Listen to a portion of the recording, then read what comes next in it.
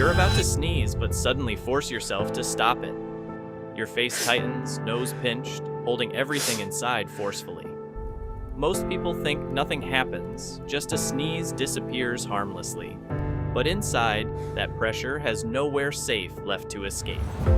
Air shoots backward into your sinuses, ears, and head spaces. Pressure rapidly builds, stretching tiny, delicate blood vessels inside. That weird feeling you notice is your body under sudden strain. In rare cases, vessels can burst or ears feel intense pain. Your body designed sneezing to release pressure, not trap it. Next time, let it out safely instead of holding it in.